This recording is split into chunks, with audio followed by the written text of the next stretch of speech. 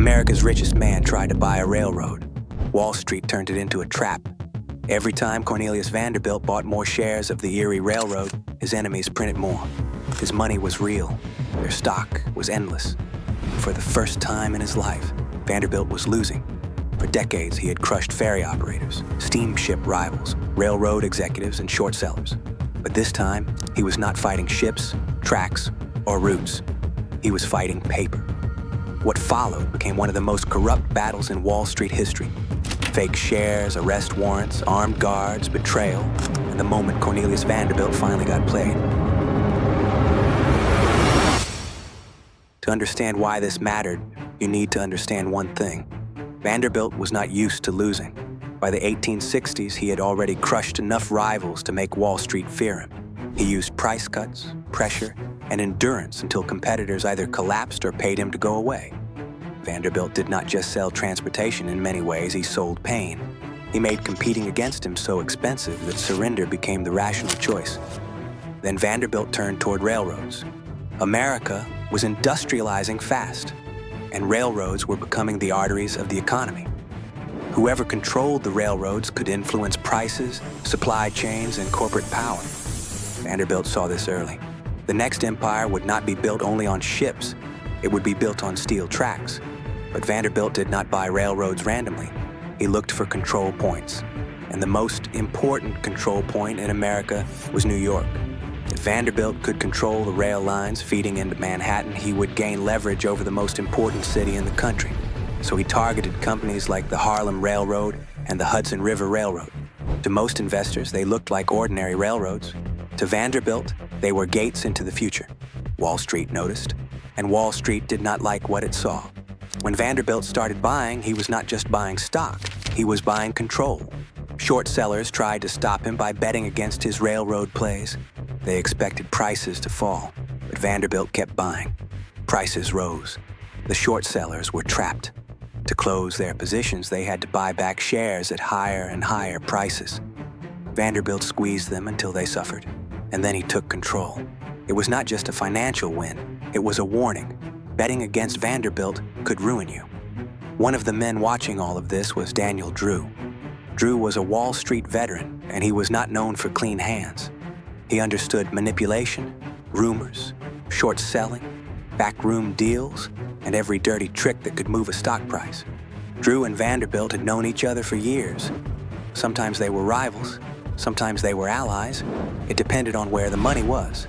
But Vanderbilt respected Drew in a strange way. Not because he was honest, because he was dangerous. Then came the real prize, the Erie Railroad. Erie was not just another company. It was a major rail line and a key piece in Vanderbilt's dream of deeper railroad dominance. If he could take Erie, his grip over American transportation would become even stronger. So Vanderbilt did what he had done so many times before. He started buying. Share by share, he moved toward control. In the old Vanderbilt playbook, this should have worked. Buy enough stock, gain enough voting power, force your way into the company, and bend it to your will. But this time, Vanderbilt was not facing ordinary businessmen. Daniel Drew was there again, but he was not alone. He had two allies who were even more dangerous in their own ways, Jay Gould and Jim Fisk. Gould was quiet, calculating, and ruthless. He was the kind of man who did not need to shout because the scheme was already moving in his head. Fisk was the opposite, loud, flamboyant, theatrical, and shameless. He loved attention. He loved drama. He loved chaos. Together, Drew, Gould, and Fisk formed one of the most dangerous groups Vanderbilt had ever faced. Vanderbilt knew how to fight owners, operators, and short sellers. But these men were different. They understood that power did not always come from owning ships, tracks, terminals, or factories. Sometimes power came from controlling the paperwork around ownership itself. As Vanderbilt bought Erie stock, he expected the usual result. Every share should have brought him closer to control. Every purchase should have tightened his grip.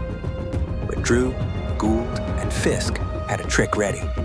They issued more shares. Again and again, as Vanderbilt kept buying, Erie insiders kept creating more stock. It was like trying to fill a bucket while someone kept making the bucket bigger. Every time Vanderbilt moved closer to control, the company diluted him. He was spending real money buying shares, but those shares were becoming less powerful by the day. Vanderbilt was used to fighting with pressure. Drew, Gould, and Fisk fought with paper, and paper was turning out to be a weapon he had not fully prepared for. To Vanderbilt, this was not clever finance. This was fraud. He had played rough his entire life. He had cut prices. He had crushed competitors. He had choked roots. He had forced companies into surrender. But in his mind, this crossed a different line. He was trying to buy a company with real money, and the men inside the company were effectively changing the rules as he played. They were not beating him on the rails.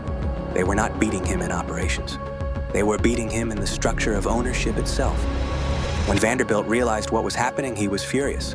America's richest man had been buying into a trap, so he took the fight to court. In March 1868, arrest warrants were issued for Gould, Fisk, and Drew.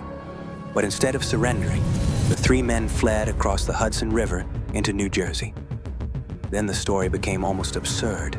They barricaded themselves inside a hotel with armed guards, continuing the battle from across state lines.